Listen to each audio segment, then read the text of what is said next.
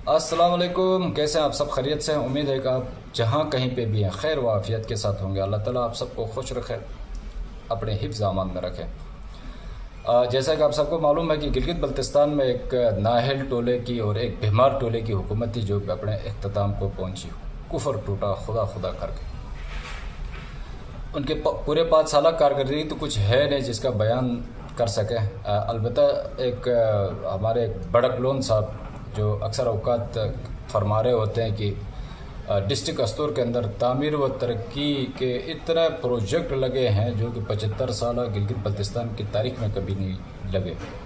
तो बाकी डिस्ट्रिक्ट की तरफ तो बाकी यूनियन की तरफ बाद में आते हैं। सबसे पहले मेरा ताल्लुक़ डशकिन से है और मैं डशकिन के हवाले से उनके जो दावे हैं और उनके जो तामीर व तरक्की के प्रोजेक्ट हैं वो आपके सामने शेयर कर रहा हूँ, जो कि मुकम्मल हक़ाइक़, सरकारी रिकॉर्ड और ग्राउंड में जो काम हो रहे हैं उस हिसाब से मैं आप सबके सामने रख रहा हूँ। इसमें आप भी देख लें कि कौन सा अरबों रुपए के प्रोजेक्ट हैं, जो कि एक फ़िज़ा बनी हुई है कि शम्सुल हक लोन साहब ने डशकिन के अंदर अरबों रुपए के प्रोजेक्ट लगाए। तो जनाब वाली, सबसे पहले शम्सुल हक लोन साहब ने गंडापुर के ज़रिए 5 साल पहले ऐलान करवाया था हरचों से लेकर डशकिन तक 10 किलोमीटर रोड मेटल का, वो कि अब जाके शायद कंप्लीट हो चुका है। ये कोई 12 करोड़ रुपए की स्कीम थी।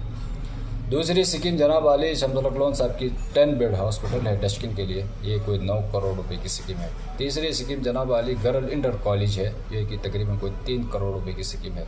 चौथी स्कीम जनाब वाली पुनौट के लिए वाटर सप्लाई है, जो कि 65 लाख रुपए की स्कीम है। डशकिन का दूसरा बड़ा गांव खुद किश्त के लिए जनाब वाली शम्सुल हक लोन साहब ने कोई 2 किलोमीटर रोड रखा है सीमेंटेड, ये बता रहे हैं कि 3 करोड़ रुपए की ये स्कीम है और इसका काम शुरू है, जारी है। कोई 10% या 20% काम अंडर कंस्ट्रक्शन है।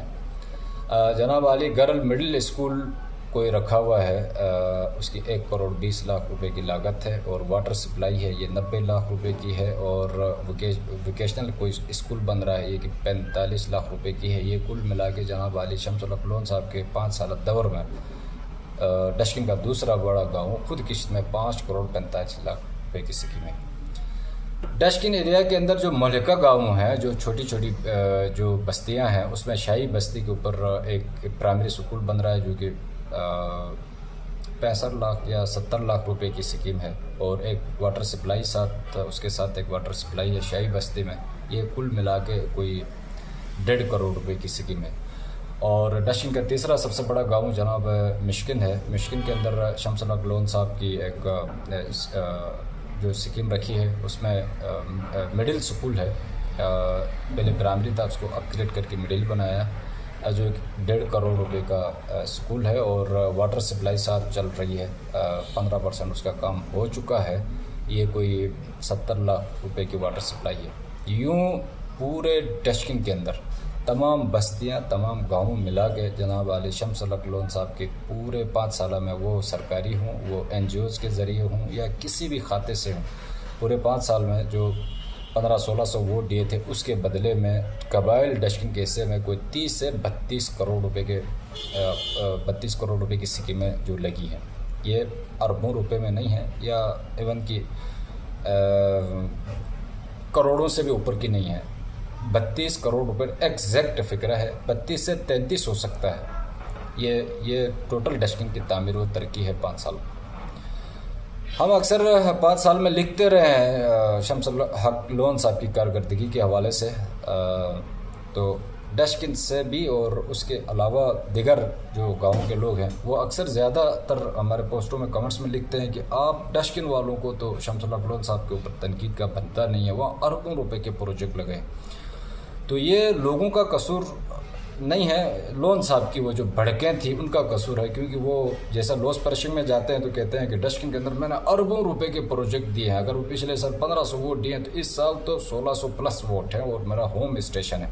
इसलिए लोगों के ख्याल में ये है कि वाकई में वहाँ पता नहीं कोई तीर मारे हुए हैं। भाई ये प्रोजेक्ट है जो मैंने बताया, 32 करोड़ रुपये लगे हैं पूरे 5 साल में। हाँ, उसके अलावा कोई खला में बन रहे हैं या फिर कोई ऐसे नाले में जाके बन रहा हूँ जहाँ तक मेरी रसाई नहीं है, तो उसके लिए माजरत खवा। लेकिन हकीकत में अमलन ये वाले प्रोजेक्ट हैं जो मैंने आपको बता दिया, 32 करोड़ रुपए के। अब आए जनाब वाली 2015 से लेकर 2020 तक हमसे सवाल किया जाता है कि आपके दौर में आपकी हुकूमत ने क्या किया। मुझे तकलीफ भी सबसे ज़्यादा पिछले 5 साल से और उससे पहले भी इसी बात से हो रही है।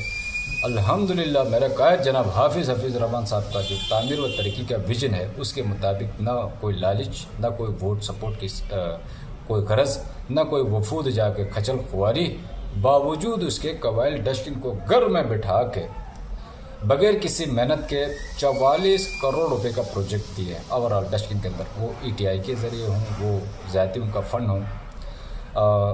आप कहेंगे 44 करोड़ रुपए, तो जनाब वाली 28 करोड़ रुपए का सीधे सीधे डिसले पावर हाउस से, जो कि 70% काम हमारे दौर में मुकम्मल हो चुका था, वो 30% काम ये नाहल टोले से नहीं हुआ, जो कि आज भी अवाम गर्मियों में और सर्दियों दोनों मौसमों में लाइट से महरूम है। तो वो 30% काम नहीं हो सका। वो इसलिए क्योंकि वो ओवरऑल अवामी प्रोजेक्ट था।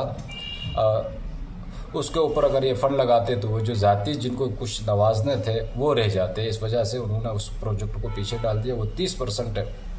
3 साल अस्तोर का वज़ीर-ए-आला रहने के बावजूद भी वो प्रोजेक्ट आज भी वहीं पे खड़ा है जहाँ पे PMLN छोड़ के गई थी। उसी के ऊपर जनाब वाली डीजल नाले के लिए 19 किलोमीटर रोड है 7 करोड़ रुपए का, जो कि हमारे दौर में ही कंप्लीट हो चुका है। अल्हम्दुलिल्लाह पिछले 5-6 साल से कबाइल डस्टिन वाले वहाँ से मियारी किस्म के आलू मार्केट तक पहुँचा रहे हैं।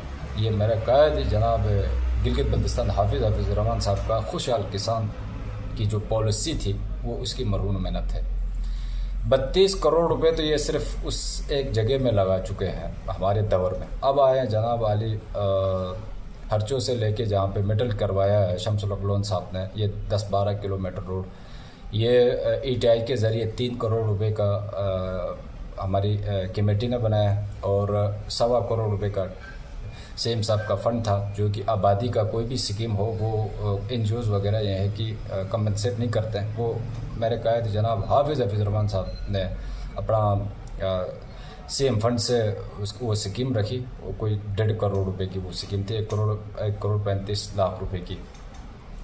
उसके बाद खुद किश में जनाब बरकत जमील साहब ने 4 कमरे मिडिल स्कूल के 4 कमरे रखे थे। ये कोई 65 लाख रुपए की स्कीम थी और हमारे दौर में ही ये 4 कमरों का टेंडर हो चुका था, बल्कि काम भी शुरू हो चुका था। उसके बाद नीचे गर्ल्स के लिए जनाब वाली डिपार्टमेंटली स्कीम थी हमारे दौर में, 1.25 करोड़ रुपए का ये ठेका था और हमारे दौर में ही बिल्डिंग कंप्लीट हो चुकी थी।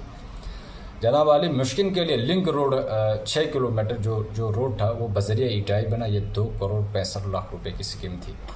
और मुश्किल C क्लास डिस्पेंसरी ये चीफ मिनिस्टर साहब की डायरेक्शन के ऊपर जनाब बरकत जमील साहब ने रखी थी और ये 55 से 60 लाख की स्कीम थी। लेकिन ये टेंडर के मराहिल में थी जनाब।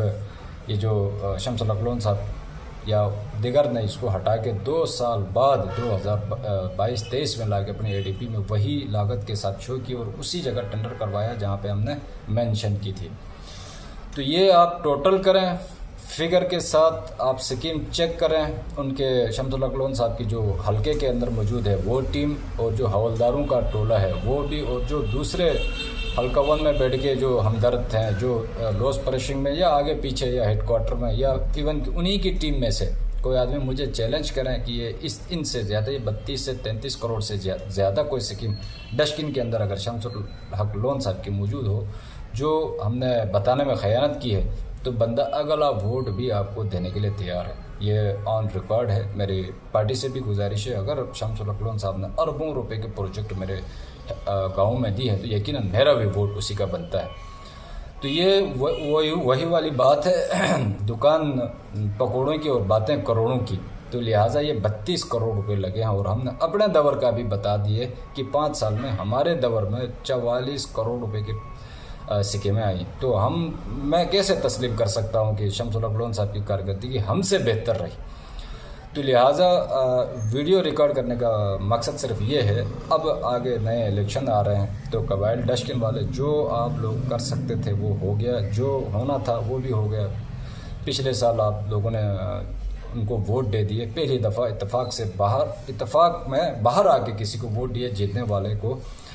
तो जो 20 साल से पसमानदा इलाका था उसमें यकीनन कुछ तामीर व तरक्की हुई है। अगर ये तसलसल बरकरार रखा जाए तो हमें अगले अगर 5 साल भी अगर यहाँ पे 30-40 करोड़ रुपए लगते हैं तो मुझे उम्मीद है कि हम 2060-65 तक हमें फिर किसी किस्म की वहाँ ग्राउंड लेवल में कोई स्कीम की ज़रूरत नहीं है। तो लिहाजा कबाइल डशकिन की वो बस्तियाँ जिनकी जो 5 साल शमसुल हक लोन साहब के दावों में और बातों में रह गई और उनकी जो अहम ज़रूरत की स्कीमें थी वो नहीं आ सकी, वो सिर्फ कागज़ तक की स्कीमें रह गई। उनसे मेरी गुजारिश है, अगर हमारी शक्ल पसंद नहीं है कोई ज़रूरत नहीं है, हमसे रब्ता न करें। डशकिन के अंदर मौजूद जो भी PMLN का हो उनको उनके साथ रब्ता करें और अपनी वोट सपोर्ट शो करें और अपनी स्कीमें कंफर्म करें। इसी तरह हमारे जो डिस्ट्रिक्ट स्तर से हमारे जो भी उम्मीदवार PMLN जिसके नाम पे टिकट देती है तन मन धन के साथ हम उसके साथ खड़े हैं। तो उनसे भी गुजारिश है कि आया कोई भी इलाके से, हमारे इलाके से कोई भी शख्स इंडिविजुअल आपके पास आता है, ये आपकी जिम्मेदारी है। हम उस बंदे को ये बता सकते हैं कि इसके पास कितने वोट हैं, लेकिन हम ऑन नहीं करते हैं क्योंकि वो आपसे डायरेक्ट है। आप जाने वो जाने। अगर कल को काम हो गया तो शुक्र अल्हम्दुलिल्लाह, नहीं हो गया तो कम से कम हम ये बरीउल ज़िम्मा है कि हमारे ज़रिए से नहीं। बाकी अल्हम्दुलिल्लाह इलाके के अंदर भी पार्टी का एक नेटवर्क मौजूद है। समी एडवोकेट हैं, सरवत सभा हैं, अच्छा हमारे सीनियर नायब सदर जनाब बुज़ुर्ग मोहम्मद अशराफ साहब हैं। उनके तवज्जुद से उनके पास आके अपनी स्कीमें और अपने मसाइल और अपने आने वाले जो प्लान हैं वो आप शेयर करें, हमारे साथ बैठें। मुआहिदा करना है या लिख के देना है या आपको अगला वोट के साथ अपनी स्कीम की गारंटी चाहिए, वो हम देने के लिए तैयार हैं।